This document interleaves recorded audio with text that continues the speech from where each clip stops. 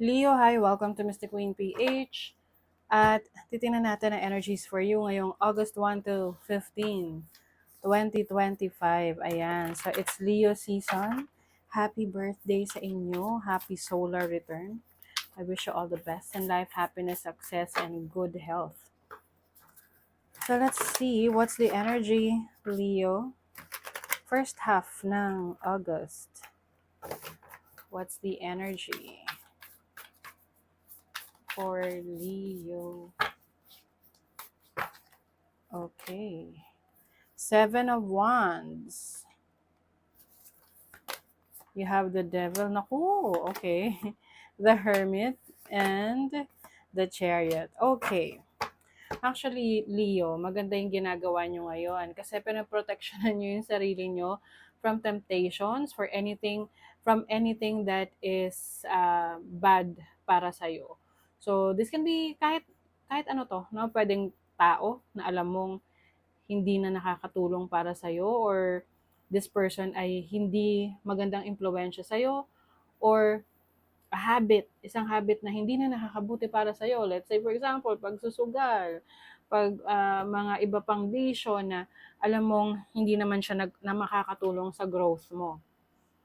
So, ngayon talagang nagfo-focus ka sa sarili mo para mas maisaayos mo yung direction na tinatahak mo ngayon. And definitely, makukuha mo yan. No? Makakarating ka dun sa direction na mas makakabuti para sa'yo. With a Chariot, this is about success, achieving success. Pero kailangan nito ng focus, no? Maaring i-isolate mo rin yung sarili mo, alam mo na, iiwas ka sa mga taong hindi maganda yung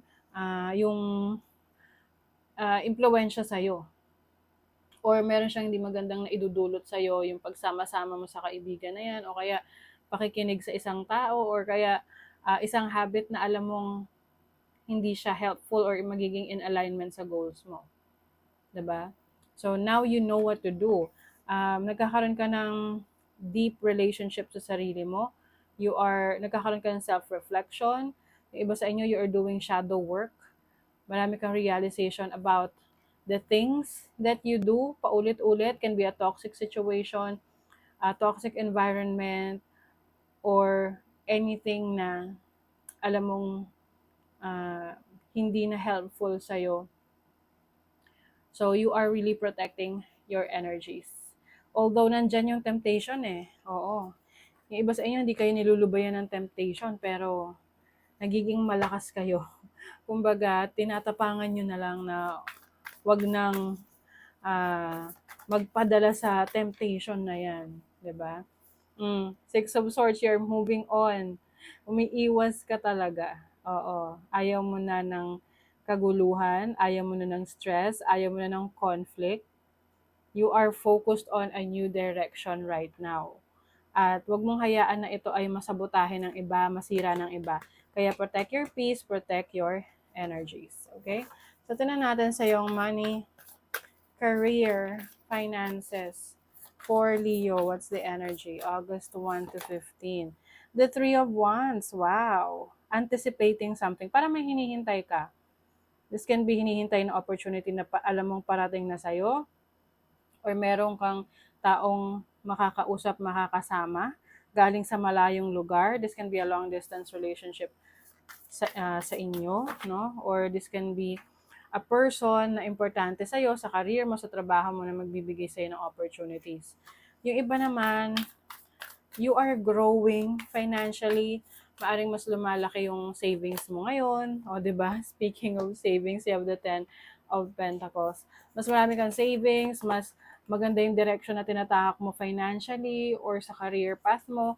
Meron ka mga bagong plans, you are finally taking action, inaayos mo ngayon yung direction ng trabaho mo, career mo, or ng business mo. And the moment na mag-focus ka talaga dyan, sa kung saan o kung ano man yung pinagkakakitaan mo ngayon, this will definitely bring you abundance, a lot of resources, unlimited income and potential, no? Para sa future mo. So whatever this is, continue mo lang, uh, kumbaga maging part ka ng process na uh, ginagawa mo rin yung best mo or yung effort mo.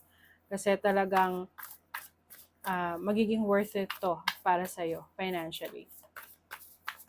And then for your love life. And also, no, yung iba maaring meron kayong ma-acquire na property or meron kayong binabalak na bilhin na lupa, bahay. Ganyan. So, let's see sa love life ng mga Leo. The Three of Cups and the Queen of Cups. Uy, exciting naman yung love life ng iba sa inyo, Leo. Kasi you may be connecting with someone na merong water energy, Cancer, Scorpio, or Pisces, na kung saan parang fini-fill up yung iyong feelings, yung emotions mo, someone na nakakaintindi sa'yo, someone na masayang kasama. So, pwedeng mga kaibigan mo to, or kasama mo sa work, or family mo na nandyan para sa'yo, no? To give you their support, especially emotional support. And there's also a celebration within the family or may isa-celebrate sa family ninyo na merong achievement. So, maaring ikaw yun, meron kang achievement na isi-share mo sa family mo. Kaya meron kayong celebration. Let's see what else for Leo.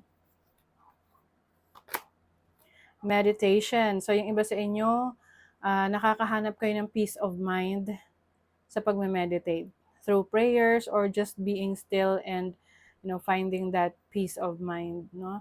With the Hermit, yan yung nabanggit ko sa inyo kanina, natutulong rin para magkaroon kayo ng kapayapaan ng isip, para makapag-focus kayo sa inyong mga goals, na hindi kayo na-distract ng ibang bagay. Wow! Focus rin kayo, Leo, sa pagsasaayos ng inyong kalusugan. Maaring meron na kayong mga ginagawang hakbang, no? Steps on how to have a healthier mind, body, and spirit.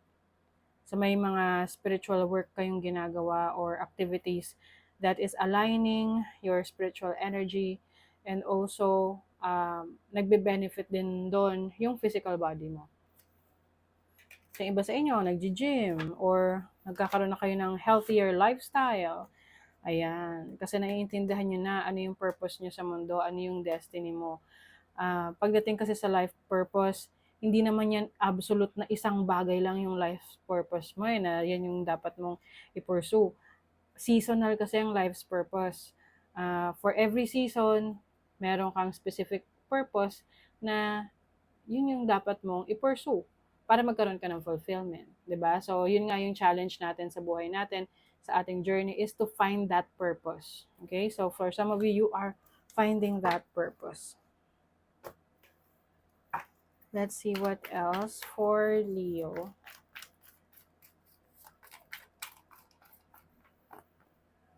Okay.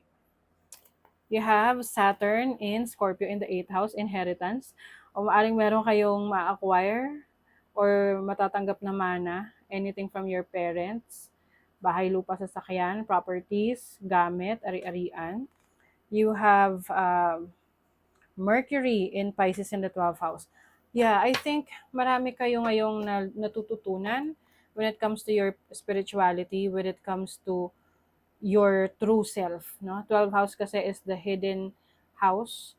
Ito yung mga subconscious mind natin na meron kang realization about yourself, kung ano ka ng mas malalim, no? Hindi lang surface level or sa physical. Some of you, maaring nag-undergo kayo ng spiritual awakening. That's why you are also doing meditations, yoga. Yan yung nakakatulong sa'yo para magkaroon ka ng peace of mind.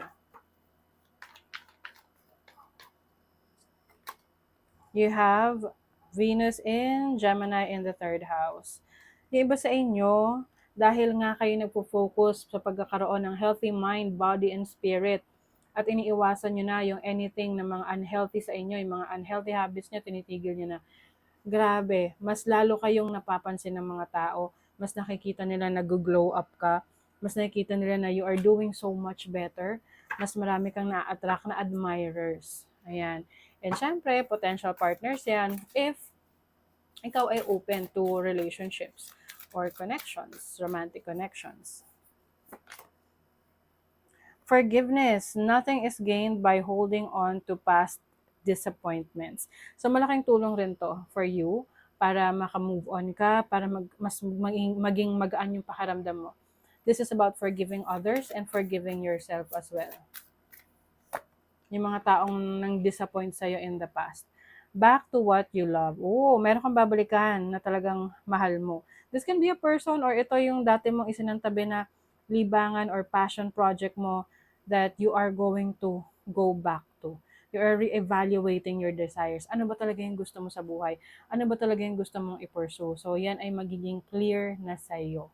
So, that is your reading, Leo. Thank you so much. See you again.